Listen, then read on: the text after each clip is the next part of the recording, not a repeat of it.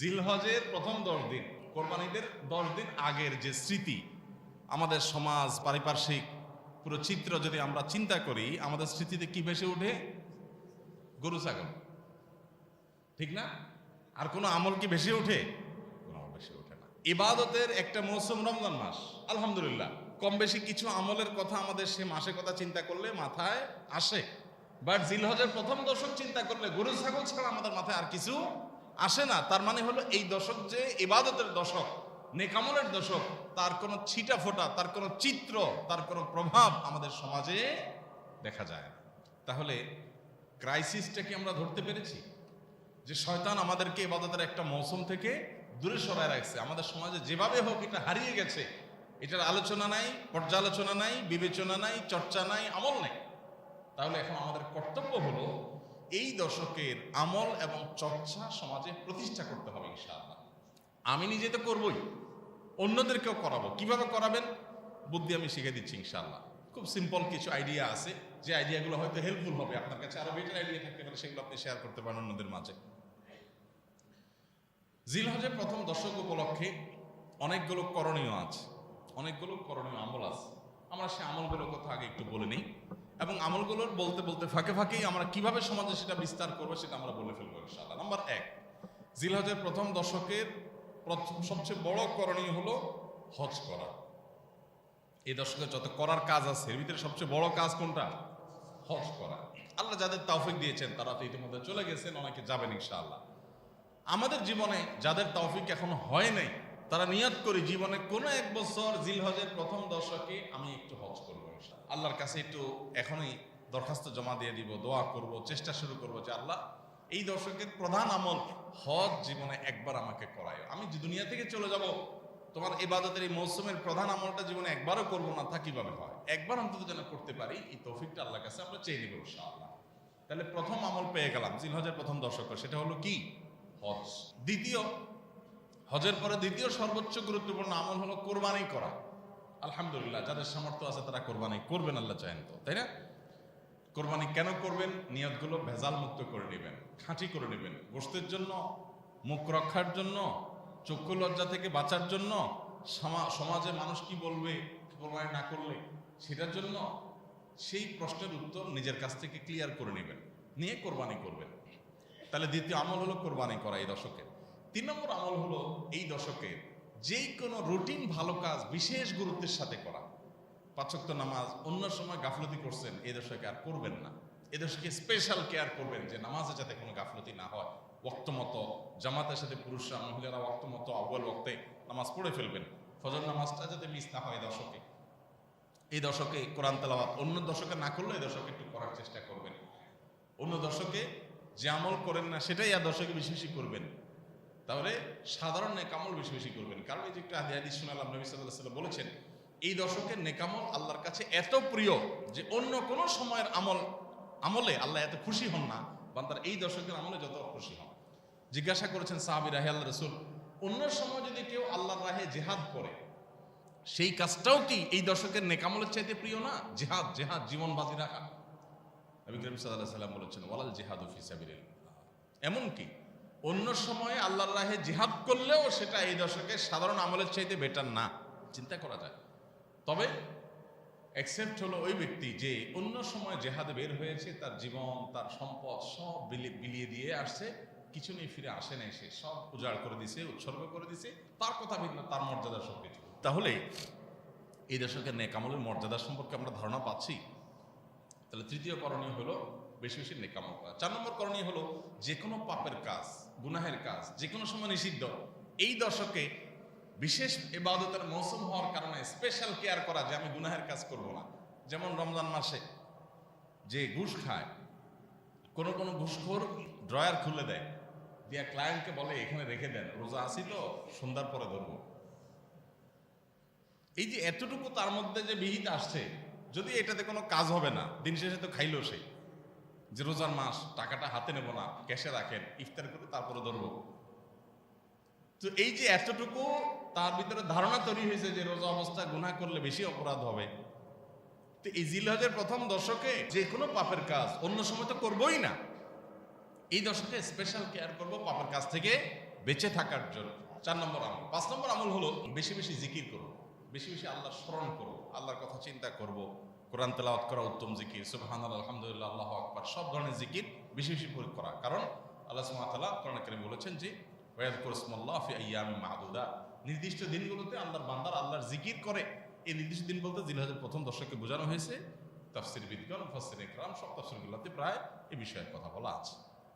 তাহলে 4 নম্বর আমল গুনাহ থেকে বাঁচা, আর 5 নম্বর আমল হলো বেশি বেশি জিকির করা। 6 নম্বর আমল হলো এই দশকে যারা কোরবানি করবেন তারা চুল নখ ইত্যাদি এই 10 দিন কাটবেন না। অর্থাৎ জিলহজের চাঁদ ওঠার আগে চুল নখ, গোপ, অবাঞ্ছিত লোম এগুলো কাটাকাটি শেষ করে চাঁদ উঠছে আর কোরবানির আগ পর্যন্ত এটা করবেন না। কোরবানি হয়ে গেছে, চাঁদ উঠছে, এরপরে এটা করবেন। এই আমলটা শুধু কোরবানিকারী ব্যক্তির জন্য খাস কিনা, একটা হাদিস থেকে বোঝা যায় এটা কোরবানিকারীর জন্য আমল, কিন্তু অন্য আরেকটা হাদিস থেকেও দেখা যায় যিনি কোরবানি করবেন না তিনিও এই আমলটা করতে পারেন। করলে আল্লাহ তাআলা থেকে কোরবানি করার সওয়াব দান করবেন। এবং শুধু সেটাই নয়, কোরবানি করেন বা না করেন, ছোট বাচ্চাদেরকে পর্যন্ত বিভিন্ন হাদিস থেকে আমরা পাই যে তাদেরকে উৎসাহ দেওয়া হয়েছে তারা যেন এই দশকে চুল নখ ইত্যাদি তাদেরকে মা বাপ না কাটে।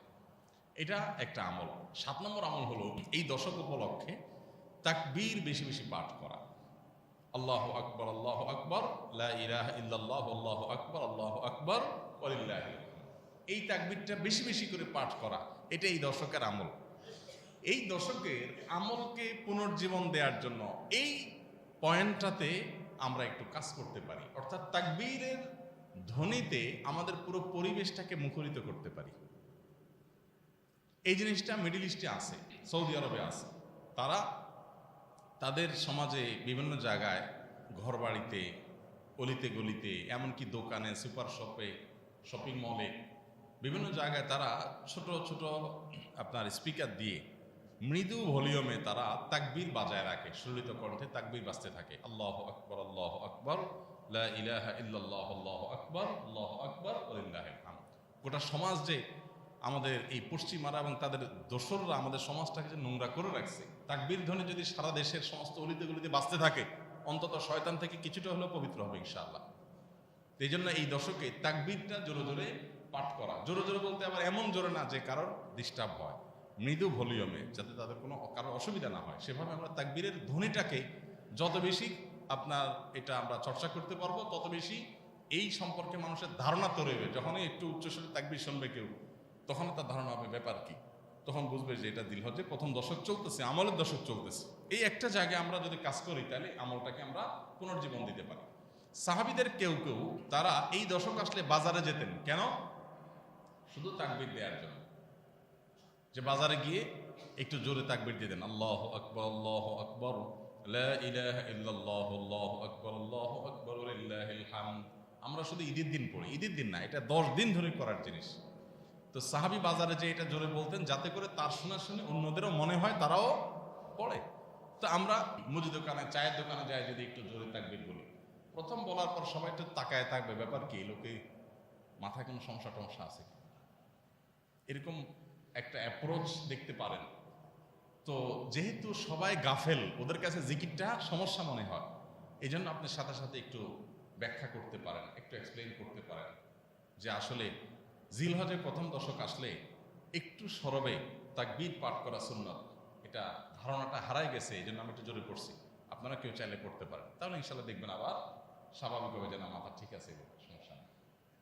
তাহলে এই তাকবীরটা সাহাবীরা দেখেন বাজারে গেছেন তাকবীর বলার জন্য। জীবনে কোনোদিন বাজারে তো কাঁচামরিচ কিনতে, পেঁয়াজ কিনতে, নানা ধান্দা, নানা কারণে গেছেন, কোনোদিন এরকম হয়েছে যে শুধু একটা আমল করার জন্য বাজারে গেছেন?